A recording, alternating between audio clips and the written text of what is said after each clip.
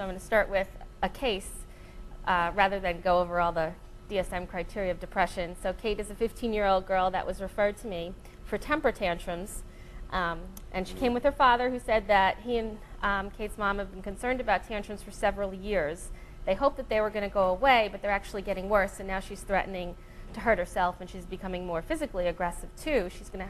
She has tantrums over seemingly small things, which escalate, and she'll cry and yell and throw things. She once grabbed a knife, once grabbed some matches, but her parents think she's only doing this for attention, and Kate herself said she doesn't think she'd hurt herself, but she did admit to cutting herself with a razor once, but said she wasn't going to do it again. Her father said the tantrums occur weekly, but he probably avoids some by giving in up front, or there'd be more. He says everyone in the family's on edge, and that his authority as a parent is diminished because if he can't say no to her all the time, and he needs to appease her. So I think most of the kids that we see with depression are going to look like this. They're going to look bad rather than sad, because it's going to be the irritable mood that's more common in younger kids. So the GLAD PC kind of breaks down interventions that can be done into active support and monitoring, psychosocial interventions, and that's what we're going to talk about, and then just to touch a little on the evidence-based therapies of manualized therapy and psychopharmacologic treatment. The rationale for this is given the tumultuous nature of adolescence, the episodic nature of depression and mood disorders, the high placebo response rate to medication seen in drug trials, and the sensitivity to the effects of the environment that children have. There's much that a pediatrician can do in their office to treat depression before using anything else. And the GLAD PC talks about active monitoring as opposed to watchful waiting, and they make this distinction as what can a pediatrician do when they see a moody, irritable, depressed child. And it discourages a passive approach. It emphasizes important things that can be done. So the first part of everything is psychoeducation, which is a crucial part, and it's teaching parents that depression is an illness, it's a chronic disease, and it's not a choice. And it can't be punished away into a good mood. But there are effective treatments, and the treatment goals are to shorten the acute episode of depression, minimize impairment, and then help put the child into remission, which is when they've only have one symptom of depression for a short period of time, and then recovery, which is when they have no symptoms of depression, and then prevent recurrence, because most kids do have a recurrence within 5 years. Teach the parents what is a perpetuating factor. So family discord and ongoing stressors make depression worse. Any abuse or harsh punishments make depression worse. And then warn parents about the risks of suicide, and the biggest risks are a lack of supervision and firearms in the home. You want to limit the amount of dysfunction that's caused by the episode. So keep the school informed regarding the diagnosis and symptoms, which can be misinterpreted as oppositional, the apathy, the I don't care, trouble concentrating. You can get a 504 plan for depression also. Improve communication in the home, and avoid arguments caused by a child with a depressed or irritable mood. That these kids aren't being obnoxious on purpose. Set specific goals for functioning at home, in school, and with peers. Encourage the patient to list and prioritize the things that are most upsetting and help problem solve in dealing with these issues, and identify situations or stressors that lead to low mood and try to avoid them or learn to respond to them in a different way. So I can give a couple examples. Kate was one. She was a little overweight, and her whole family was really thin and athletic. And they were always trying to tell her to eat healthy and exercise more, and this caused a lot of conflict in the home. She really did want to lose weight. So by talking with them, and she ended up joining Weight Watchers, so she was able to actually get guidance from a different adult other than her parents. And the parents agreed not to talk on it, and it decreased the conflict in the home, and that was a great help to her. I had another depressed boy I saw who was taking auto tech shop in high school, and he was really upset because during lunchtime everyone he was with was smoking, And he didn't want to go smoke with them, but he didn't want to go sit by himself. And we found a way for him to do some school service in the guidance counselor by helping out there, so he didn't have to sit by himself at lunch. And that kind of made his mood feel better because he was doing some helpful things that the honors kids got to do, and it got him out of having to figure out whether to stand with the smokers or not. So just sometimes just, you know, finding out what the worst part of their day is can be helpful. You don't want these kids lying in bed all day. You don't want them home in the summer playing video games in their room. Behavior activation with mood monitoring is important. Make sure they go out and they participate in fun things and that they can get a sense of accomplishment. Sometimes you can have them document their mood on a scale from 1 to 10 before the activity and after the activity if they need a little more help to do it.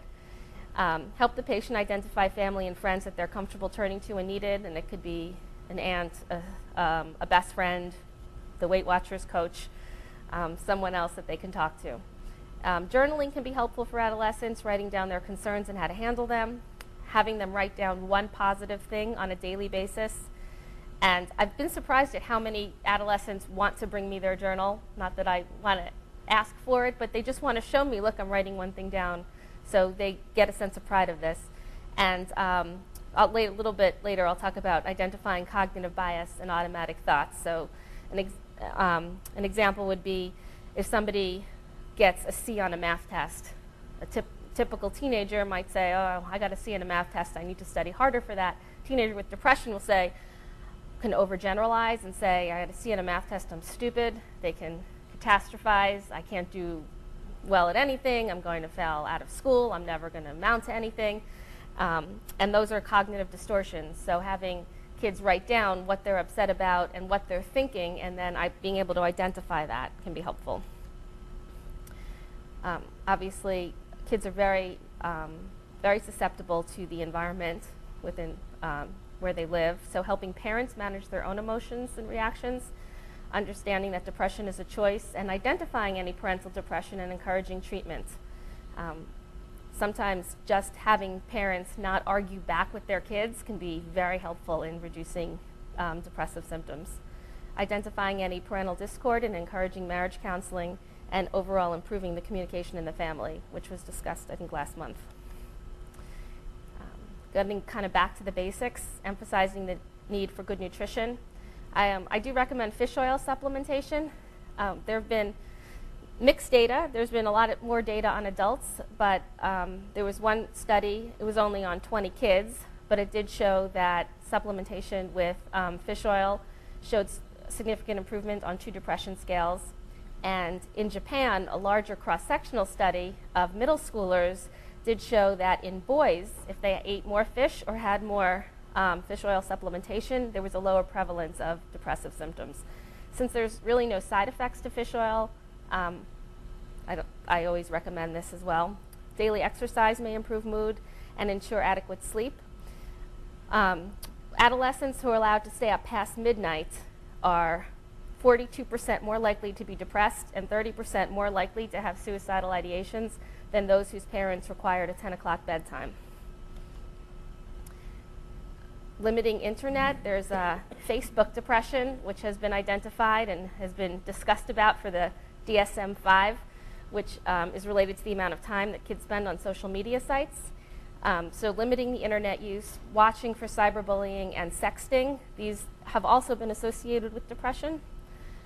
Using positive reinforcement, starting only with 1 to 2 behaviors at a time. And it's very important, again, avoiding punishment or harsh consequences. Depressed children are more sensitive to criticism and negative consequences. So although they do have to follow the rules and they may need a consequence, explaining it as a time to cool off rather than a punishment, because they're already have a negative self-esteem. Encouraging the positive and pro-social behaviors, having them do something for somebody else where they can receive praise, having them help a neighbor carry something, shovel snow, walk a dog if they're mature enough to babysit, having them volunteer. If the family has a pet, having them take a more active role in caring for it, pair that for exercise, walking them in daylight, and that boosts the mood. Again, recounting positive events that have happened during the day and identifying their own cognitive distortions. So lot of kids say things, I have no friends, I'm no good at school, and parents may not like to hear it. They may be quick to discount it. Well, of course you have friends. Didn't you just go to a party last week? But it's important to see, is this a cognitive distortion or is it a true deficit? So to identify and treat comorbidities, anxiety, ADHD, learning disabilities, and social skills deficits. If it is a cognitive distortion, we can go through some of them now. So these kids who overgeneralize and catastrophize, nothing good is ever going to happen to me, so someone doesn't want to be my friend, I'm never going to have any friends. You can challenge such thinking. You can ask, what evidence do you have that this is going to be true? Do you have any evidence to the contrary? Can you think of a time when you did something well? And build on those successes. Instruct the parents to have their child tell them 1 to 2 good things for every bad thing that they mention, and provide positive reinforcement for this. Another thing kids who are depressed do is they have internal attributions for failures, it's all my fault, and external attributions for success. Well, the only reason we won the game was because the other team, was really bad. It wasn't that I was a good goalie. So just some cognitive behavior techniques that can be done quickly is helping the patient create a responsibility pie, generating all things that could have contributed to the outcome and assign a percentage to them. Older children, you can just write this in, but younger children may want to actually cut it out. And I'll give you an example of one of my patients. Reasons her parents got divorced. Before, she said, it's all my fault the parents got divorced. But if we broke it down, we'll think of other reasons. Well, I guess part of it was my sister's fault. Part of it's that my mom's always yelling, and part of it's that my dad works too much. And so being able to see things in perspective. All or nothing thinking is another cognitive distortion. Patients with depression can place themselves in either or categories. If I fail a test, I'm stupid. If I'm not athletic, I'm a wimp. And by helping them see gradations, they can realize that this isn't always true. So here's an example. Somebody says, well, I'm a loser. Okay, well, what's a loser? You put that on one line. They're picked last for gym. They have no friends. They're all emo. And what's somebody who's not a loser? Well, they're popular, pretty smart, athletic, has a boyfriend. And then working with the patient, she said, well, I have 3 friends. I play soccer, and I did make honor roll once. And she put herself in the middle, and then she actually put her friends around her. So it was helpful for her to realize that, okay, she's not a loser. So going over helping with the cognitive distortions. So these are just elements of a cognitive behavior therapy. Cognitive behavior therapy, which is something you would refer to a psychologist for, is based on this depressive spiral. Is that when you have these cognitive distortions, I'm no good at anything, you have low self-esteem, it's all my fault, it's never going to get better, my parents should have gotten me a new phone, it's all their fault. You have all these low thoughts, you're going to feel depressed. And if you feel depressed, you're going to have the behavior changes of withdrawal, not really wanting to go out and do things, irritable interactions. So what cognitive behavior therapy does is it targets these thoughts to help people think more positive and obtain more balance in how they view the world, and the behavior activation making them go out, and that this will lead to more positive feelings. So cognitive behavior therapy does have good data for treating adolescent and child depression. It's actually equal to interpersonal therapy for adolescents. This is based on the principle that depression occurs in an interpersonal context and that it affects relationships, and then relationships affect mood. And the goal of treatment is to address interpersonal problems that may be contributing to or resulting from the patient's depression. And again, this is something that would be referred to a psychologist for. I do want to spend some time on medication because it is part of the treatment of depression. There are 2 medications that are approved by the FDA for depression in children and adolescents. Fluoxetine is approved as young as 7 years old, and Lexapro is approved down to 12 years old. Just to mention, fluvoxamine and sertraline are also approved for obsessive compulsive disorder in younger children. So that's kind of the order that I'll use them in. And I'm not sure how many, most people are familiar with the ADHD multimodal treatment study, but the treatment for adolescents with depression was another study similar to the MTA study. It had 4 arms. They had over 400 children, and they looked at fluoxetine alone, cognitive behavior therapy alone, combination, and placebo. And 71% of children responded to the combination of fluoxetine and CBT, 61% for fluoxetine alone, and then there really was no difference between CBT alone and placebo. The improvement in suicidal ideation was actually greatest for the combination of fluoxetine and CBT. And it was the least for fluoxetine alone, but it did not increase suicidal ideation. So there is a 17-to-1 benefit to risk ratio to use the combination, or 5-to-1 to use the fluoxetine alone. And you can't really talk about SSRIs without just mentioning the side effects, because I know it's pretty scary. Some of the common ones that you'll see is activation. Kids just get an increase in energy, and it can be a little scary to parents if they're not primed to see their child be more energetic, especially if they've been lying in bed or withdrawn and presentation. GI symptoms are generally mild. The older adolescents will have the sexual side effects. There are some P450 interactions. It's more with fluoxetine, but not really anything with the Lexapro. And then the risk for bipolar switching, the manic reaction. And this would happen after a child was on an SSRI and it was working. It would happen later on in the course of treatment. In terms of the suicidality, all the FDA reviews together do show a 1.8 times increased risk with the drug versus the placebo. It's mostly ideation and threats. There are very few attempts, and in all the thousands of kids that have been studied, there were no completions. This is related to family history, to their ideation at intake, and what they noticed was that before of the suicidal event, there was an increase in hostility. There are a lot of different theories to this. One theory is that younger children metabolize SSRIs more quickly, so they're much more quick to go into withdrawal symptoms. So if they forget a dose, or if the dose is too low and they're clearing it too fast, that they could get a withdrawal symptom.